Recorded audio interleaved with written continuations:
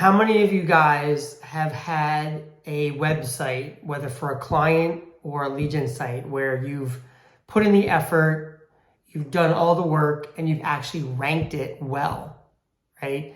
It's ranking well, and then the client, as an example, says, hey, Ed, yeah, we're ranking, but I'm not getting any leads. Have you been there?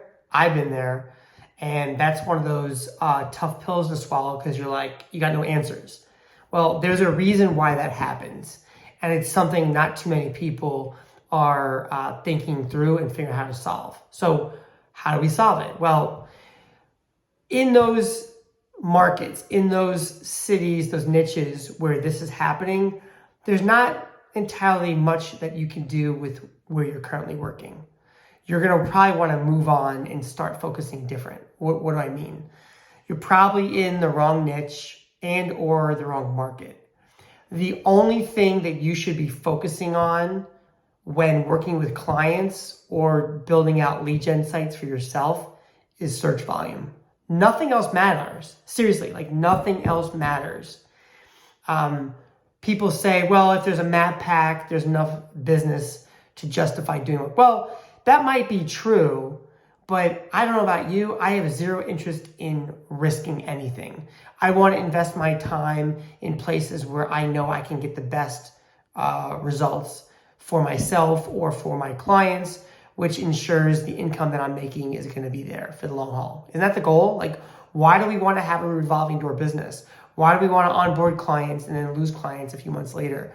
Why do we want to build lead gen sites that rank but get no leads? Like, I've done that. I've learned the hard way. Even recently, I've tested niches and I'm like, that's not really a good niche. That's just part of the process of being an entrepreneur. You can't just expect everything to fall in your lap. You're gonna have to test. Well, this tip that I'm gonna provide to you now is really gonna help you work smart, focusing in the right space.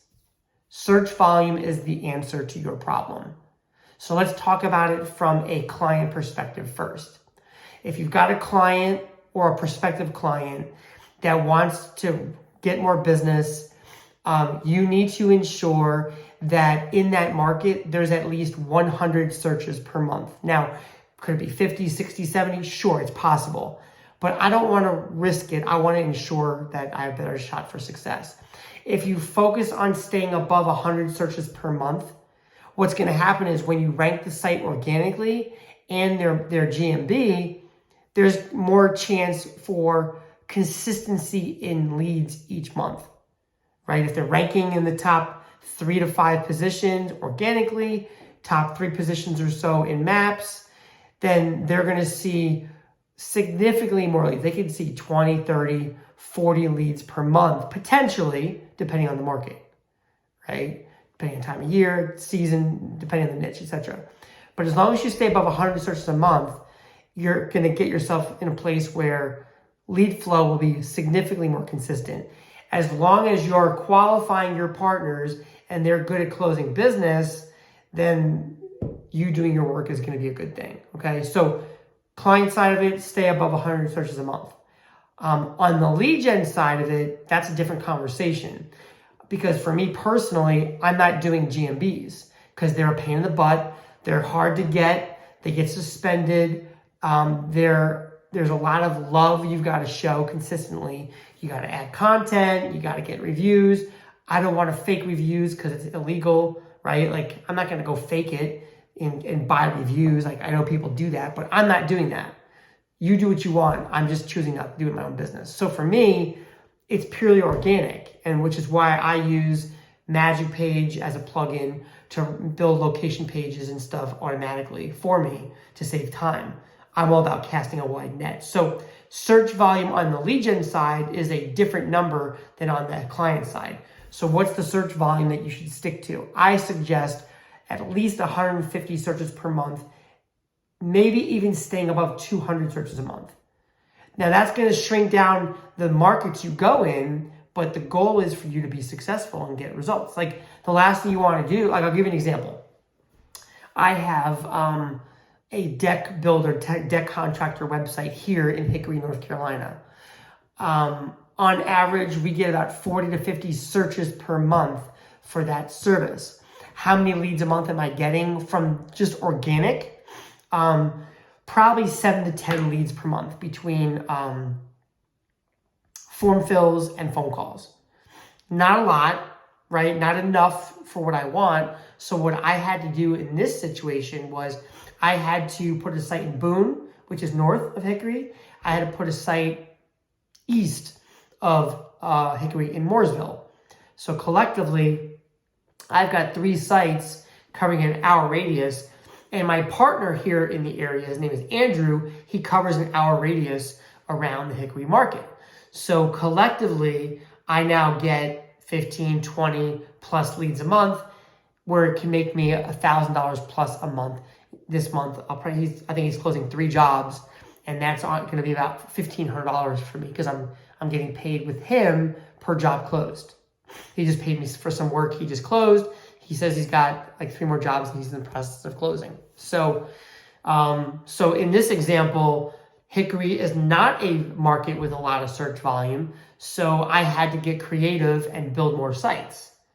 Now it only took me $10 per site and an hour to build those new sites. So I've got, $30 and maybe half a day of effort in this region, but that's $1,000 a month for me, $12,000 a year. So the idea with lead gen is when you're ranking only organically, if there's 200 searches a month, you might get 15, 20, 25 leads per month ranking organically well. You could get more, but I'm like, as long as I can get at least 15 leads a month coming in, whether form fills or phone calls, and I have a good partner, he closes a few jobs, 2 or 3 jobs a month, that's going to lock in my $1,000 a month.